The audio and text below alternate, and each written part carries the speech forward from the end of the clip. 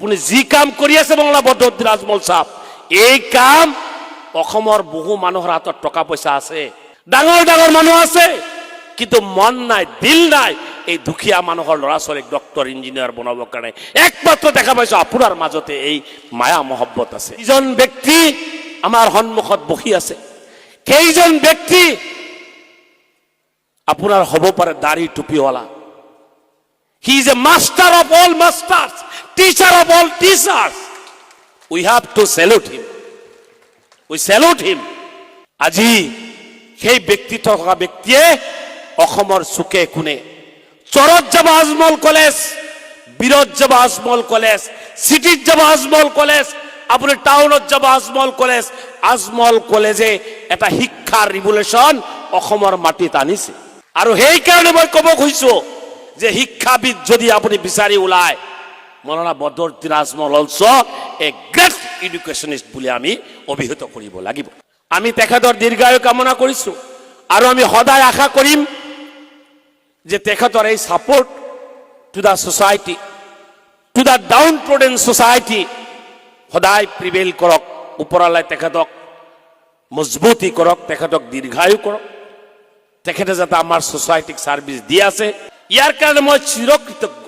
I will remain grateful to honourable Maulana Badruddin Ajmal Sahab যে আপুনি মোক ফোন কৰি কৈছিলে 2011 চনত এটা টেলিফোন কলত কৈছিলে মৌলানা বদৰুদ্দিন আজমল সাহেবে, মুজিবুৰ তোমাৰ দলগাঁও সমষ্টি শিক্ষাৰ ক্ষেত্ৰত বহুত পিছ পৰি আছে, বহুত ঠেলাৱালা ৰিক্সাৱালা, বহুত দুখীয়া মানুহ ডক্টৰ ইঞ্জিনিয়াৰ বনাব লাগিব।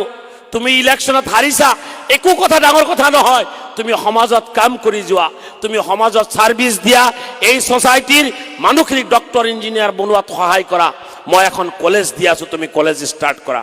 সেই টেলিফোনৰ পৰা আজি আমাৰ আজমল সিনিয়ৰ সেকেন্ডাৰীৰ হাজাৰ হাজাৰ ষ্টুডেণ্ট আমাৰ সন্মুখত দেখা পায়। মই উৎফুল্লিত হৈ পৰিছো, মই গৌৰৱিত যে যেতিয়া নেকি আজমল এই কলেজ আৰম্ভ হৈছিলে, সেই সময়ত মাত্ৰ সেই সৰু সৰু ফেষ্টন বেনাৰ লৈ কিনে আমি খাৰপেটীয়া কলেজৰ ওচৰে পাজৰে হেণ্ডবিল মাৰি দিছিলো যে ইয়াতে এখন আজমল কলেজ খোলা হ'ব। মানুহৰ বিশ্বাস কম আছিল, আজমলৰ ওপৰত বিশ্বাস আছিলে, বিশ্বাস আমাৰ ওপৰত কম আছিলে।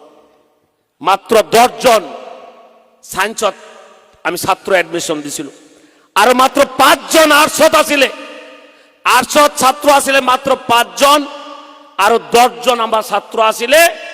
আজিৰ পৰা 15 বছৰ আগৰ কথা কৈ আছো, 10 জন আছিলে সায়েন্সত।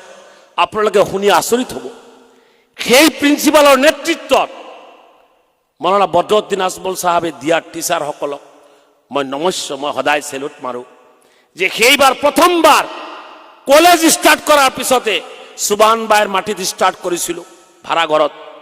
আপোনালোকে শুনি আচৰিত হ'ব, এনেকুৱা ৰিজাল্ট দৰং জিলাত প্ৰথম আছিলে, কেতিয়াও হোৱা নাই। 10 জনৰ ভিতৰত 10 জনে ফাৰ্ষ্ট ডিভিজন, 10 জনে আপোনাৰ ষ্টাৰ মাৰ্ক পাইছিলে, এজনো আপোনাৰ থাৰ্ড ডিভিজন সেকেন্ড ডিভিজন নাছিল। আৰু সেই দিনাৰখনৰ পৰাই আজি হাজাৰ হাজাৰ ষ্টুডেণ্ট।